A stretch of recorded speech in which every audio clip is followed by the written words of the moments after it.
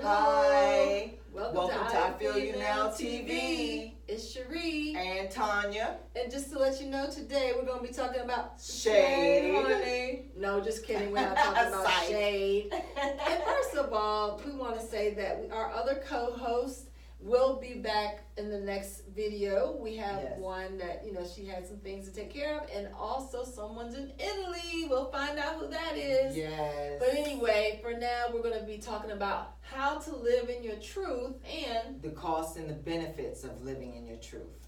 When you begin to grow and mature, it doesn't have anything always to do with age. Right. It depends on where you're at, what you've been through, what you have learned, and what you've allowed yourself to accept or not accept. Because a lot of times we don't walk in our truth because of fear, because of we're not sure if we're doing the right thing, just a lack of confidence or knowledge. Yeah. So today we're going to be talking about that, and of course to go into talking about living your truth, Tanya talks about all the time, in her journey, that your mind, body, and soul have got to be functioning as well together in unison. Right. So you have to start off with your body, because once your body starts shutting down, that's basically the rest of it is going to be a lot harder to maintain.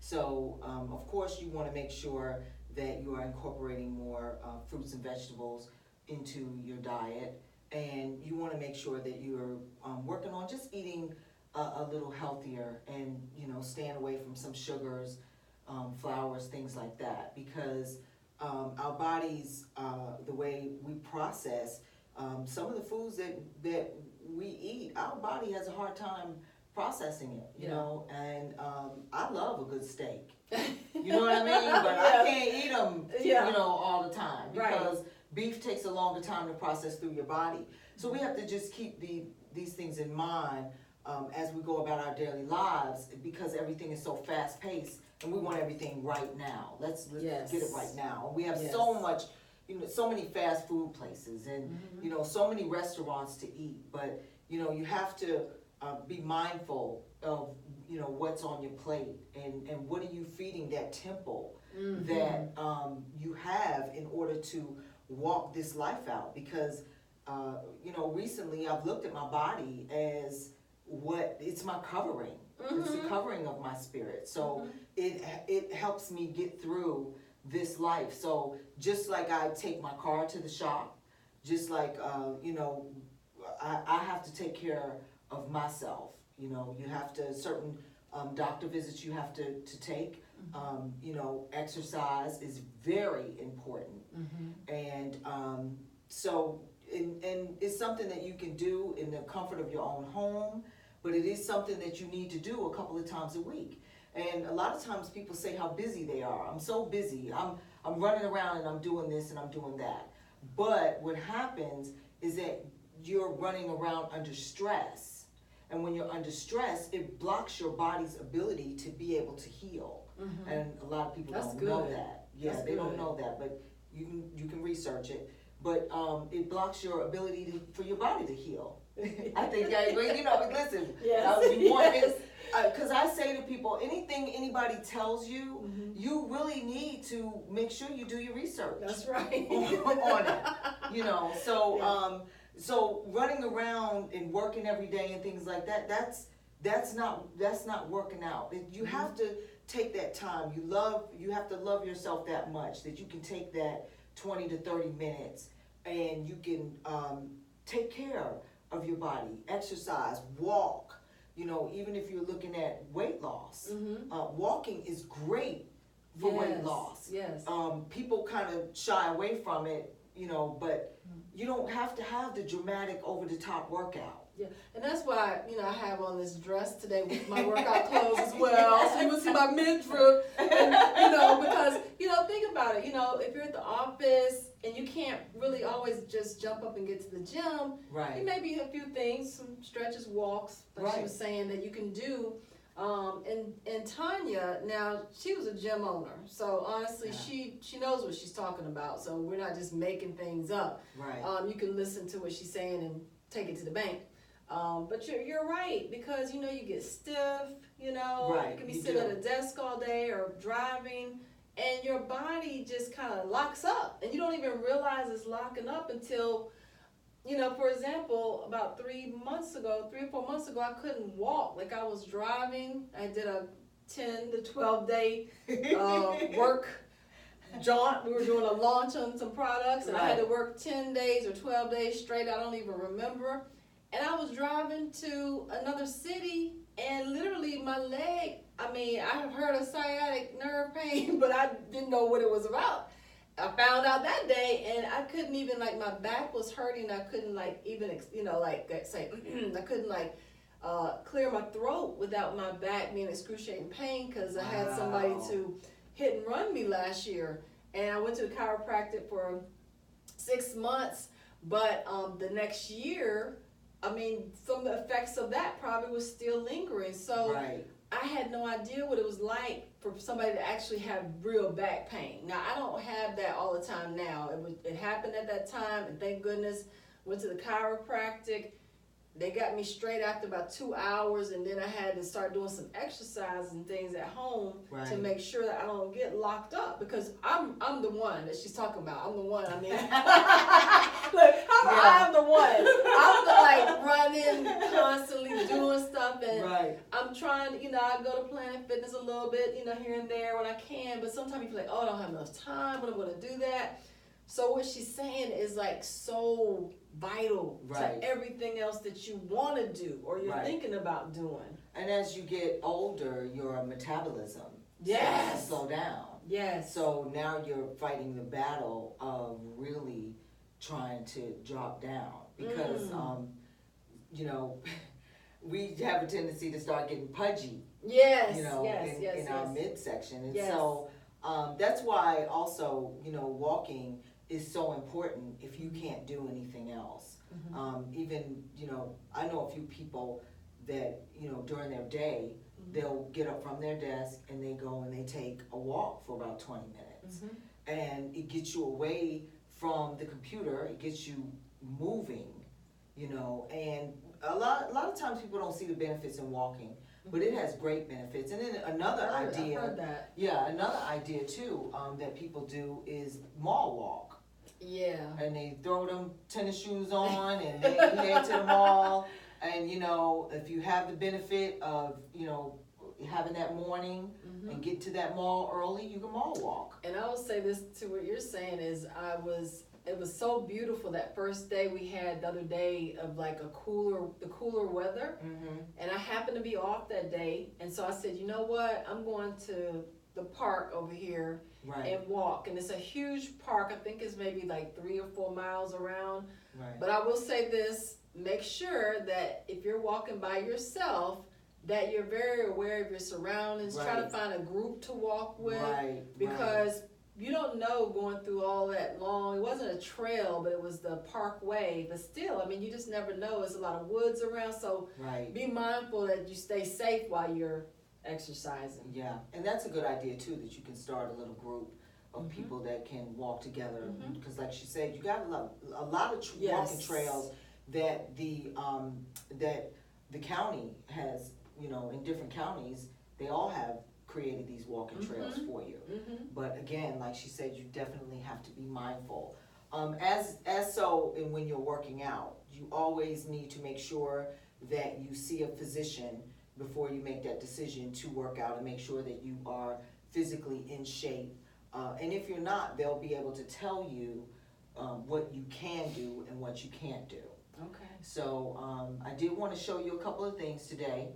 So awesome. I'm going to make a disclaimer here first, though, is that I am not a doctor, and you know, the things that I'm showing you may or may not work out for you. So this is just, we really just want to show you some things and try to get people motivated to living their best life. And that's what this is about. So, and we're gonna use our glow sticks so you can watch Tanya's movement, so you're not paying as much attention to us as people, but you're watching what she's telling you to do. And it matches my outfit. That's right.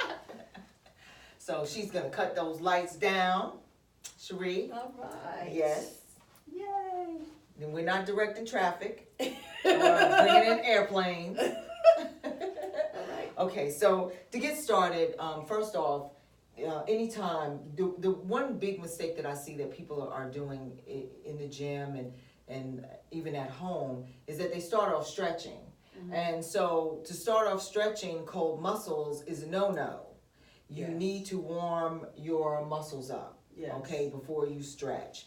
And so you can do some light exercises. Now, me personally, I get on the treadmill and I will start walking and then I'll get into a slow jog.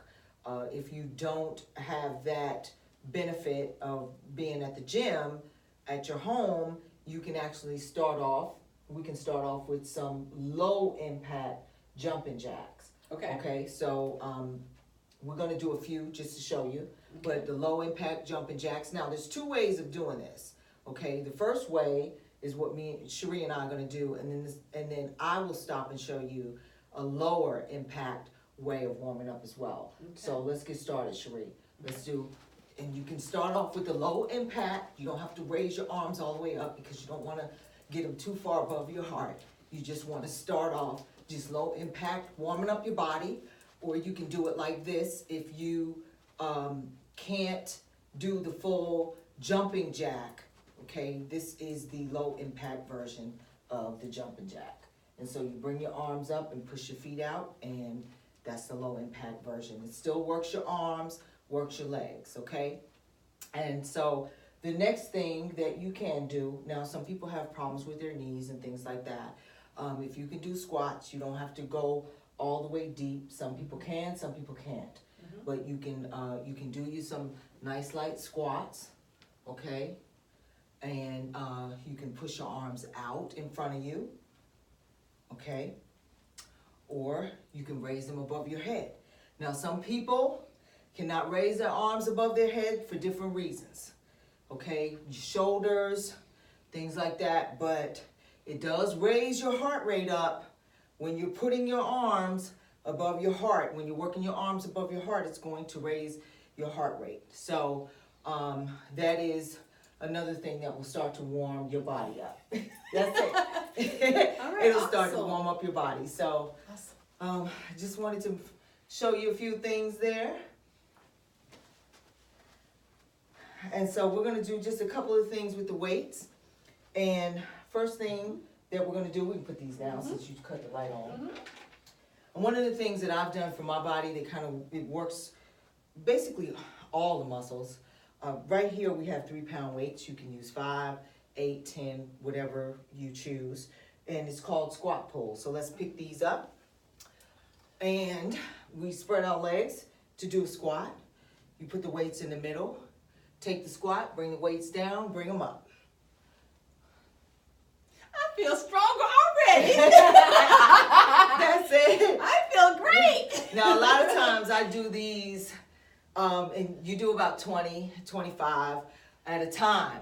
Now, I can do 100 in a workout. I can do 200. It just really depends. So, and there's some other just basic things that you can do, lunges. Mm-hmm. And again, some people with their knees, okay, you can do a lunge where it's not as far out, it's not as deep, you don't have to go down as far, okay, and to work your leg muscles, and it's just a light down and up,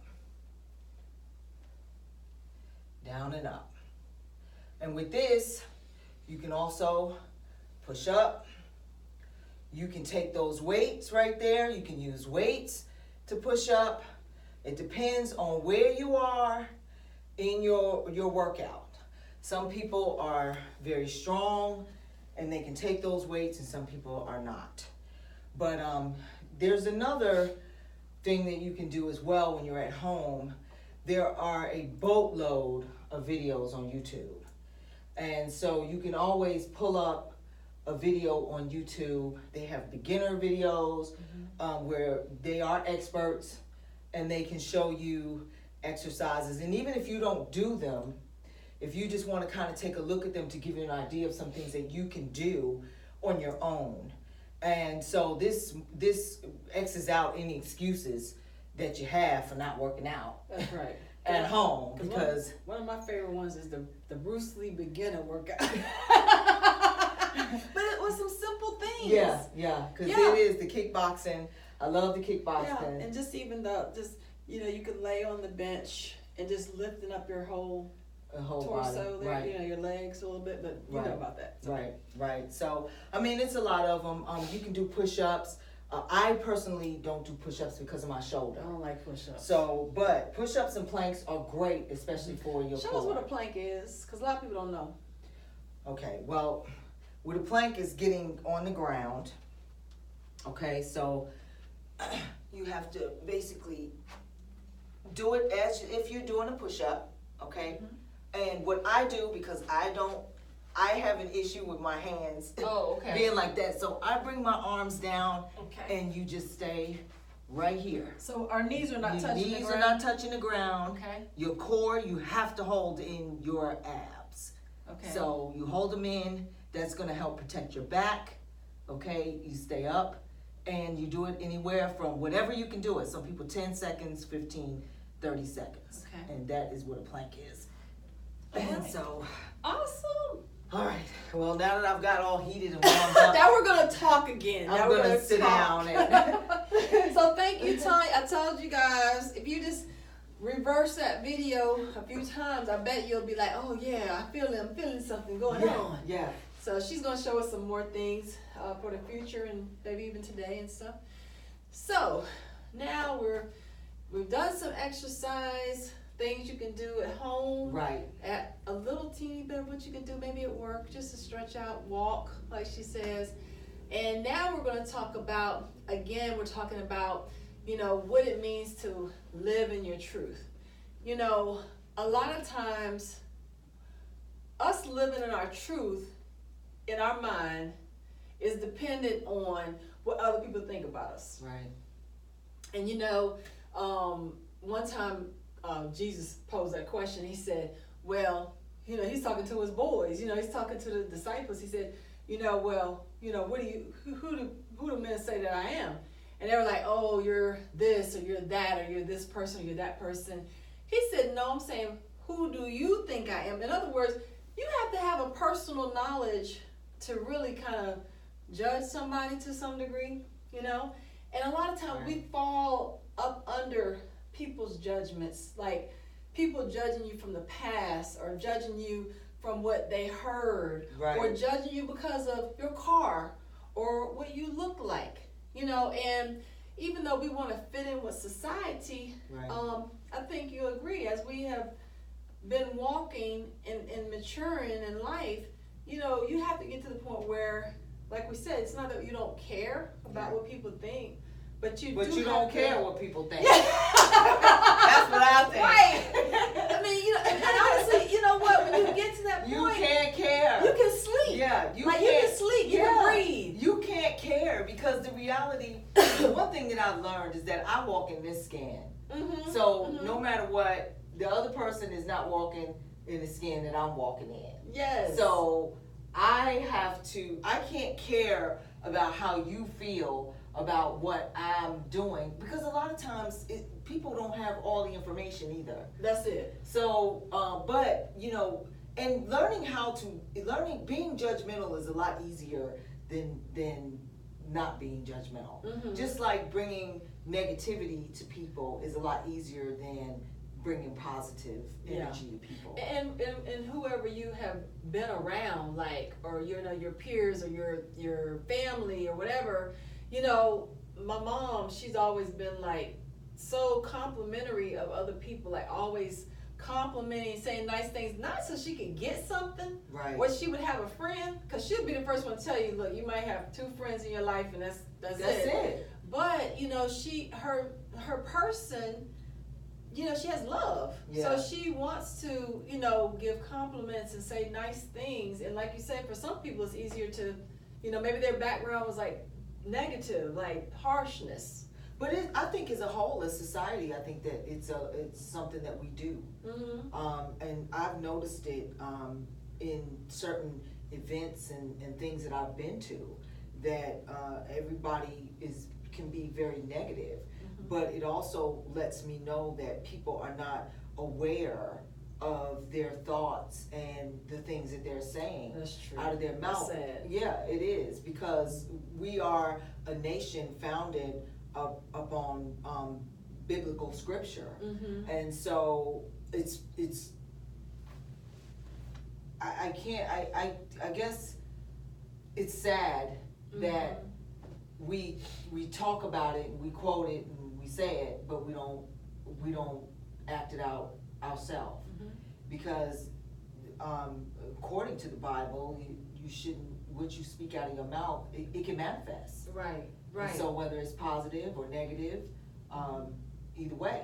And especially if you've developed a habit. Like years ago, I learned that when you develop a habit, no matter whether it's smoking or being negative, critical, or whatever your habit may be, that you literally have a furrow in your brain. Like you develop a line in your brain, so your brain automatically goes back to that emotion about certain things or how you react to things. And talking about memory or muscle memory or remembering things, her showing Tanya showing us this exercise. I was mentioning to her that I was, I've been trying to do a little bit more exercise. I've been trying to do it. Yeah. And so I was playing around. I said, hey, I'm going to do a headstand because I want to feel my body elongate. I want to feel that like stretch. And I started doing this, and my body was like, no. I kept trying to, I was trying to do this so I could get on the wall. You ain't 20 years old. And I was like, wait a minute, it's not working. So, it dawned on me. I said, my muscles are like, we don't remember that age. I don't know what you're talking about. We don't remember. So, so it was almost like a fear. It's like a fear. So I'm thinking that what you're saying is that as you start exercising and getting your body back in alignment. Right. And once you start doing that, the rest of you can get into alignment. Yeah. And a lot of times, and it's tough. I mean, I'm not going to sit here and say that, there's been times where I've stopped working out and I've, but you become more depressed, you become, more fatigued, these things. Yes. And, once I started working out, I started feeling better. And, in weeks I could see the results. So you're looking at yourself even in the mirror, and, you can feel better about yourself because you like what you see. Yes. And, and again, I harp on the walking because when we had our facility, this was one of the things that was, stressed, is the walking, especially if you are a heavier weight and you're trying to lose some weight, because your ankles may be smaller, things like that. So you don't want to, because you can break your ankles. Wow. You can sprain your ankles. Wow. You can hurt your ankles. So, you have to be careful of that. And the shoes that you wear are another thing. And I can remember I had to go to the doctor about my foot one time, and he told me, he said, if you can bend your shoes, don't work out in them. Oh, I didn't know that. Yeah, you need a thicker, I have a pair of the Nike Shocks that I work out in and run in. My feet feel fabulous in them. Ooh. But I don't know if they really have those now. This kind of an old school shoe. Is that the one that had the little The little shocks on the back. Yeah, the Okay, columns, okay. right. But they do have the thicker bubble ones that they make now and things. But you definitely, your shoes make the difference, because when you have on your shoes, it helps with your balance, your knees and things like that. So these new tennis shoes I've seen that have a really wide back and bottom.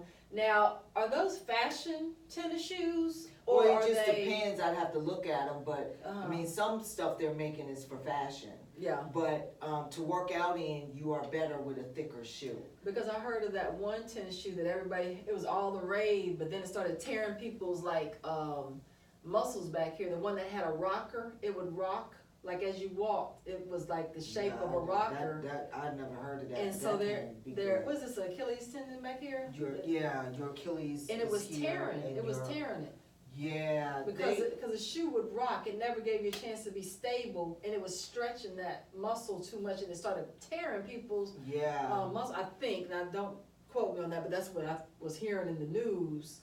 So, but you didn't pay any attention to those. No, I never. I'm not gonna be in nothing that's gonna rock me. Or no. You want a regular. They have different. They have cross training shoes for cross training. They have running shoes. They have walking shoes. Now, what about the bouncer shoes that they're using at the gyms? They're kind of like you can bounce on them, but that's probably for a limited period of time. I don't know anything about all of that, and I always believe in just doing the basics of what works for you. All that other dramatic stuff to me is a lot of it may be for sales and just for people to make money. They've got a lot of exercise machines out there. It can do the same. Some of that stuff can do the same thing, just as you just doing a little free weight and some squats. Well, let me ask you, as you in your journey, as you began to walk in your truth, where would you say that? Not that you have a point that you can say you started at, but where would you say you think you started actually walking in your truth? I think the point in my life where I really started walking in my truth was when I dealt with domestic violence. Okay. And I think at that point was where I started to feel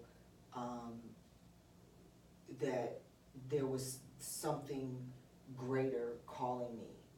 There was a pull, and because when you're dealing with domestic violence, it takes you into a very dark place, and you question everything about yourself and who you are, and it took me into a place of